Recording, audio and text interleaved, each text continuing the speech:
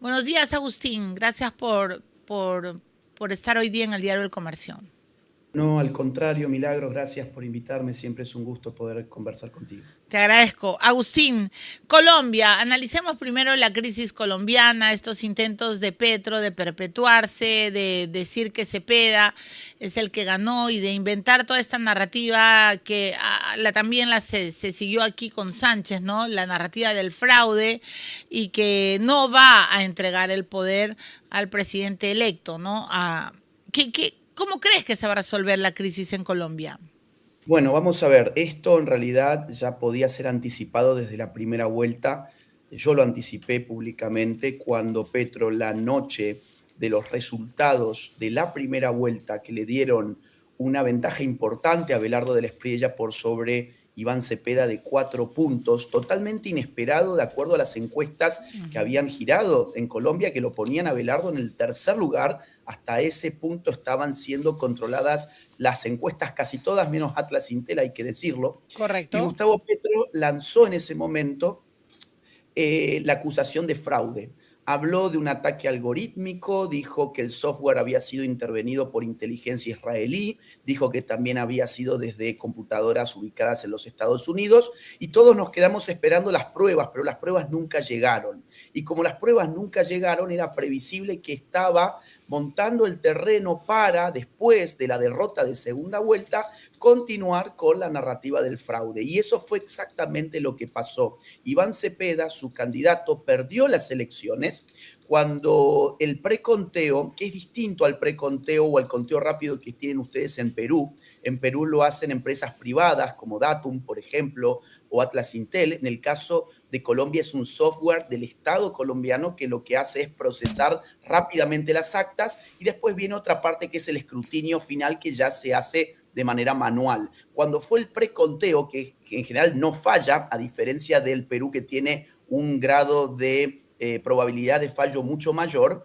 lo que dijeron tanto Cepeda como Petro era que ellos no iban a aceptar el preconteo, sino el escrutinio final. Pero cuando llegó el escrutinio final y no movió la aguja en absoluto, dijeron que esto correspondía a un fraude operado desde Israel y desde los Estados Unidos. Nos quedamos esperando hasta el día de hoy las pruebas nunca aparecieron, son solamente acusaciones que hace Gustavo Petro desde su cuenta de X. ¿Por qué hace estas acusaciones? Porque quiere consumar el plan del estallido social, Milagros. Lo que está buscando es algo similar a lo de Bolivia. En Bolivia, desde hace ya semanas, el presidente constitucional, Rodrigo Paz, está siendo asediado por las huestes de Evo Morales y eso es lo que pretende replicar en Colombia y es también, vamos, lo que ha intentado y lo que seguramente en algún momento intentará Roberto Sánchez Sí, en el claro. Perú. Es un modus operandi, es el modus operandi que también se aplicó en la Argentina después de que ganara Javier Milei y que afortunadamente en Argentina se utilizó toda la fuerza del Estado para liberar las calles de los criminales que pretendían paralizar el país porque el resultado electoral no era de su agrado. Hay una diferencia, sin embargo, entre Argentina y Colombia, y es que Colombia tiene grupos guerrilleros, Milagros, tiene grupos terroristas y tiene grupos de narcotraficantes que han sido empoderados durante estos 4 años de gobierno de Gustavo Petro, con lo cual no es lo mismo que la izquierda argentina salga a cortarte las rutas a que salgan a ponerte bombas y a secuestrar gente en Colombia. Para que te des una idea, el Clan del Golfo, que es el grupo armado narcoterrorista más importante de Colombia, pasó de tener 4.000 reclutas a tener más de 10.000 reclutas durante el periodo de Gustavo Petro. El ELN y las disidencias de la FARC también se empoderaron en términos logísticos, armamentísticos, territoriales y de capacidades de recursos humanos. Todo esto pasó en 4 años de Gustavo Petro y esta gente está lista para salir a atacar al nuevo gobierno de Abelardo del Espriella. A ver, pero permíteme hacerte preguntas, Agustín, para poder entender más tus argumentos. El ministro de Defensa colombiano, Pedro Sánchez, ha reconocido públicamente, ¿no es cierto?, que Abelardo del Espriella es el presidente electo, que las autoridades electorales de Colombia han dicho que a partir del 7 de agosto él, bueno, pues es el que tiene que gobernar. Pero, y tú me dices que estas declaraciones de Petro en X lo que buscan es una conmoción, o sea, levantar al pueblo, ¿no? Como ellos dicen, levantar al pueblo y hacerle la vida imposible. ¿Crees que al final del día la supremacía de la realidad le va a obligar a Petro, en efecto, a entregar el poder? Porque a mí me sorprendió cuando Abelardo de la Espriella dijo que la juramentación iba a ser, pues, esta vez de una manera imprevista, ¿no? Inusitada, que iba a ser incluso, no sé si se hará esto en un edificio militar, ¿no es cierto? Pero ¿crees que al final del día no le va a quedar otra a Petro que salir de Palacio y entregar el poder? Mira, el destino de Gustavo Petro Milagros es la cárcel y él lo sabe muy bien. Por eso Petro se jugaba todo en estas elecciones. A ver, yo invito a la audiencia a que entre a elcronopetro.com. Elcronopetro.com es una página que está recopilando información sobre todos los casos de corrupción que se conocen por lo menos hasta el día de hoy del gobierno de Gustavo Petro. A este momento, a esta hora, se calcula que la corrupción de Gustavo Petro llega a 687 millones de dólares. Gustavo Petro ha sido denunciado, ha sido acusado públicamente por corrupción por su propio hijo, Nicolás Petro. Total. Gustavo Petro está muy complicado. Si no ganaba su títere, Iván Cepeda, Gustavo Petro sabe que le espera la cárcel. Entonces, lo que está haciendo ahora es un manotazo de ahogado para tratar de generar un golpe de Estado que no es denunciado por mí, ha sido denunciado por el propio Abelardo de la Espriella hace más o menos 48 a 72 horas y le ha solicitado a las Fuerzas Armadas de que si este señor no entrega el poder como corresponde, se lo desaloje a la fuerza y se lo detenga de inmediato. Entonces, ¿qué creo yo que está haciendo Petro? Está haciendo dos cosas. Por un lado, el manotazo de ahogado de intentar revolver al pueblo aprovechando de que hay grupos terroristas y criminales que le responden al propio Petro y también a Iván Cepeda, pero por otro lado está tratando de que si la cárcel es su destino, monta desde ahora una narrativa de preso político, porque ahora lo que puede decir si termina preso es lo siguiente: yo no fui preso por corrupto, sino que fui preso porque llegó un gobierno ilegítimo que fraudulentamente modificó con algoritmos israelíes el resultado del software de los hermanos bautistas y esto nos llevó a nosotros, la resistencia progresista, a la cárcel. Yo creo que Gustavo Petro está muy complicado y que Abelardo de la Espriella no es un centrista bien pensante, no es un tibio, no es un políticamente correcto. Ya estamos viendo, Milagros, el gabinete que está diseñando Abelardo de la Espriella. Es un gabinete con un perfil ideológico muy claro.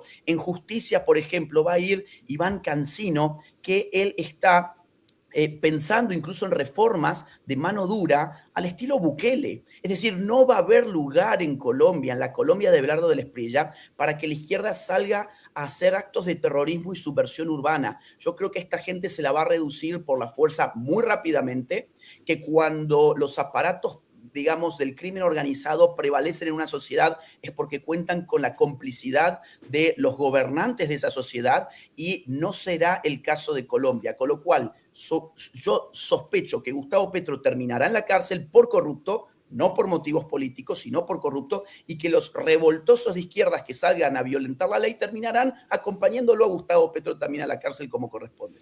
¿Y cómo observas, digamos, cuál es tu mirada de bosque del caso peruano? Porque ayer, por ejemplo, cuando veía a Keiko Fujimori recorrer, ¿no es cierto?, la ribera con el alcalde Renzo Reyardo, ella parecía ya la presidenta del Perú. O sea, Balcázar no lo hemos visto ni siquiera con botas, ni siquiera embarrándose de lodo, menos yendo a ver cómo está el cauce de los ríos en el norte, porque tenemos, tú lo sabes, Agustín, una gran amenaza, ¿no? Con este niño que todo parece que va a ser catastrófico, así lo han calificado.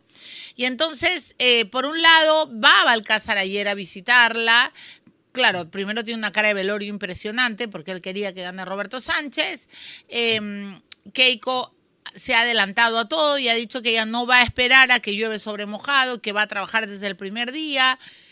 Sabes que ya se formó los equipos de transferencia, estamos tratando de descubrir quiénes van a integrar su gabinete, pero queda claro que a partir del 28 de julio por fin vamos a tener un gobernante, en este caso es Keiko Fujimori, que por lo menos sabe qué quiere hacer, que no Sí. pasó con Pedro Castillo. Me dejó entender, con Pedro Castillo yo me acuerdo que el 28 de julio no tenía, faltaban 3 ministros por juramentar, era una lágrima, ¿no? Y todo este quinquenio ha significado un verdadero desmadre institucional. Pero Sí. independientemente de los resquemores o de los... no sé si velo de sospecha, pero sí de las incertidumbres. Hay gente que dice, ojalá y Keiko no vuelva a hacer lo que hizo su padre con Montesinos, ojalá y Keiko de verdad reivindique su apellido y un largo etcétera. ¿Cómo observas tú el bosque peruano? ¿Qué piensas que va a hacer la izquierda? Porque Sánchez le ha prometido a Keiko que 28 y 29 le va a sacar, como él dice, al pueblo a la calle. Keiko no va a repetir los errores de su padre porque los contextos históricos son absolutamente distintos. Uh -huh. No hay en Perú un sendero luminoso que, recordemos, fue la organización terrorista más sanguinaria de todo nuestro continente. Sendero Luminoso fue más sanguinario que la FARC, más sanguinarios que los montoneros, que los serpianos, que los tupamaros, que el MIR chileno. Entonces, la situación es distinta. Ciertamente la izquierda peruana va a intentar pudrirla, porque es el modus operandi de la izquierda en Bolivia, en Colombia, en Argentina, en Ecuador y en todos los lugares, en Chile, donde ahora, de golpe, después de 4 años, la izquierda chilena se acordó que le gustaba manifestarse y cortar las calles y hacer subversión urbana. 4 años de Boric, en realidad, se echaron a dormir la siesta. Ahora la cosa cambió porque gobierna José Antonio Kast. Y cuidado, lo mismo va a pasar en Perú, porque es un modus operandi regional, guiado, orientado, programado por el Foro de Sao Paulo y por el Grupo de Puebla, al cual responde la izquierda peruana, por lo menos desde el año 2019, cuando la gente de Pedro Castillo se inserta en el proyecto bolivariano en viajes sucesivos que van haciendo distintos ideólogos peruanos a Caracas. Entonces, esto va a pasar. Ahora, ¿qué tiene Keiko Fujimori a su favor? Un contexto regional inédito, Milagros. Y es que si mirábamos el mapa político de Sudamérica, concentrémonos solo en Sudamérica, teníamos en el año 2023 10 gobiernos controlados por el Foro de Sao Paulo, Sí, es decir, claro. por el socialismo del siglo XXI, y solo 3 gobiernos por la centro-derecha y una centro-derecha media tibia. Ahora, año 2026, la balanza ha cambiado de dirección. Tenemos 7 gobiernos de nueva derecha, no solamente de centro derecha tibia, sino que tenemos un Milei, un Abelardo de la Espriella, un José Antonio Kast. Si miramos un poquito más arriba, un Bukele, un poquito más arriba, un Trump. O sea, es una situación inédita. Y 6 gobiernos siguen siendo en Sudamérica del centro izquierda hacia la izquierda. Entonces, Perú se incorpora en una situación muy distinta de la que tenía, por ejemplo, PPK. Cuando PPK, que era una centro derecha políticamente correcta, tuvo la oportunidad de gobernar Perú, solamente tenía como amigos a Chile y a Colombia. Ahora la situación es muy distinta. Yo estoy esperando también con muchas ansias de que Keiko Fujimori anuncie su gabinete. Espero que sea tan bueno y tan claro como el de Abelardo de la Espriella en Colombia o el de Javier Milei en Argentina. Y creo que vendrán buenos años para el Perú porque, como bien dijiste, después de tanta inestabilidad política y de presidentes de los cuales no sabemos cuál es su dirección, no conocemos cuál es su proyecto político y así como suben rápido, caen rápido también. Esperemos que con Keiko la estabilidad política llegue por fin al Perú. Ahora, pero en efecto el contexto es absolutamente distinto. De alguna manera, Keiko como que tiene amigos, presidentes, pueden ser incluso mejores socios comerciales. Pero ¿Cierto? México, Claudia, le ha mandado un misil a Keiko, ¿no? Y ha dicho, ah, bueno, porque tú sabes que ella quiere, para empezar, y cree que Pedro Castillo es un secuestrado, ¿no? O sea, de verdad yo estoy impresionada de cómo se teje la narrativa en torno a Pedro Castillo. Y ayer, Agustín, un grupo de trabajo de la ONU ha dicho, y además que la izquierda pues lo está resaltando todo el tiempo, que la detención de Pedro Castillo fue arbitraria y pide su liberación inmediata. Y entonces Correa, Roberto Sánchez y Tutti Quanti empieza a decir, liberen, ya ven, la ONU lo ha dicho. ¿Cuánto va a pesar? ¿Cuánto va a tratar de malograr el pastel de este ascenso al poder, esta narrativa que hay en torno a Pedro Castillo? Y agrego, porque además quieren que el señor Balcázar lo libere, como sea, pero que lo saque de la cárcel. Vamos a ver, Pedro Castillo está preso por golpista, por atentar contra el sistema democrático y contra la Constitución peruana. Eso en realidad no hay ninguna discusión jurídica. Lo que hay en todo caso son presiones políticas de los amigos ideológicos del señor Pedro Castillo. ¿Quiénes son los amigos ideológicos de Pedro Castillo? Quienes mencionamos recién. Dos estructuras. El Foro de Sao Paulo, en primer lugar, que es una estructura creada por Fidel Castro y Lula da Silva en 1990. Y la otra es el Grupo de Puebla, creada en México a instancias de la victoria de López Obrador. En el año 2018 gana López Obrador, que es el jefe político de Claudia Sheinbaum, y en el julio de 2019 crean el Grupo de Puebla como un nuevo rostro del Foro de Sao Paulo. Hoy México hace las veces de Venezuela a lo largo de los últimos años. Venezuela está en una situación de transición que esperemos que se acelere, que Estados Unidos la acelere cuanto antes para que la libertad política y la democracia lleguen a Venezuela cuanto antes. Pero ¿quién va a reemplazar o quién ya está reemplazando a Venezuela? Claudia Sheinbaum en México. Ahora, México está gobernado por el narcotráfico. En México hay un narcoestado y los asociados del narcotráfico latinoamericano en clave política han sido los partidos socialistas de la región. Ha sido el chavismo en Venezuela, ha sido Evo Morales en Bolivia, ha sido Gustavo Petro en Colombia, han sido los Kirchner en Argentina. Nosotros no teníamos narcotráfico y durante el kirchnerismo apareció el narcotráfico en la Argentina, que ahora ha sido diezmado por Javier Milei. Entonces acá hay una serie de, grupos criminales que están todos asociados y que tienen una máscara político-ideológica, que son dos estructuras: Foro de Sao Paulo, Grupo de Puebla, que quieren sacar a su socio peruano, Pedro Castillo, que está en la cárcel por ser un golpista y por atentar contra la democracia del Perú. Por otro lado, me mencionabas la ONU. Mira, a mí no me sorprende que la ONU esté pidiendo esto, porque la ONU es una organización totalmente cooptada por el socialismo, que a veces se disfraza de globalismo, de progresismo, de wokismo, y logra penetrar en esos grupos y con las banderas de los derechos humanos hacen lo que se le viene en gana. Vos fíjate que siempre están preocupados por los socialistas que caen presos por corruptos, los socialistas que caen presos por golpistas, los narcotraficantes, los guerrilleros y los terroristas. Jamás los grupos de derechos humanos de la ONU o de la OEA se preocupan por las víctimas inocentes, por los ciudadanos de bien, por la gente honesta. Entonces, lo que vos me contás y lo que he leído además en la prensa peruana, a mí no me sorprende porque es la misma gente, hacen siempre lo mismo y lo que uno tiene que hacer, Milagros, en esta situación es deslegitimar la opinión de los grupos globalistas, es decir, de las Naciones Unidas y de los grupos de OEA. Por eso para mí es una buena decisión empezar a presionar a la Comisión Interamericana de Derechos Humanos para que baje sus pretensiones ideológicas sobre la región. Y por otro lado, uno tiene que afianzar las alianzas regionales frente al Foro de Sao Paulo y al Grupo de Puebla. Si tenemos a México en contra, no importa, aliémonos entre Colombia,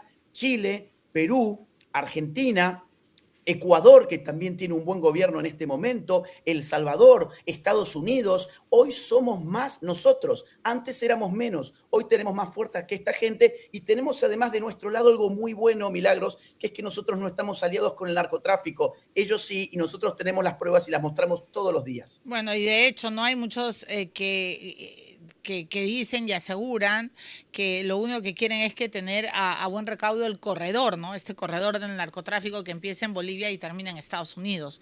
En eso estamos claros. Pero, Agustín, ¿por qué crees que este afán desmedido en querer ver a Pedro Castillo libre, en querer mostrarlo como si fuera un secuestrado político? Ellos saben que están mintiendo. ¿Por qué? ¿Creen que él sería el único que puede incendiar la pradera? O sea, lo toman como el líder, como, ¿no? Como el hombre que sí puede acarrear o llevar a un pueblo desinformado a generar una verdadera convulsión social. Te hago esa pregunta porque Roberto Sánchez no hubiera llegado a nada si no se ponía el sombrero. O sea, por Dios. Y han llegado dos al Parlamento, dos allegados a Pedro, su hermano y su cuñada. Entonces, ¿tú crees que el afán, la intención, el sueño de ver al supuesto presidente secuestrado libre es porque creen que él es el único que puede incendiar la pradera peruana? No, yo creo que hay una cosa un poco más sutil, que es Ujú. que Pedro Castillo paradójicamente le sirve preso, porque puede movilizar el discurso del victimismo político. El Ajá. día que Pedro Castillo salga en libertad, se terminó el mito de Pedro Castillo y vuelve a ser lo que siempre fue, un sujeto insignificante que necesitó de un sombrero para generar algún tipo de entusiasmo pasajero.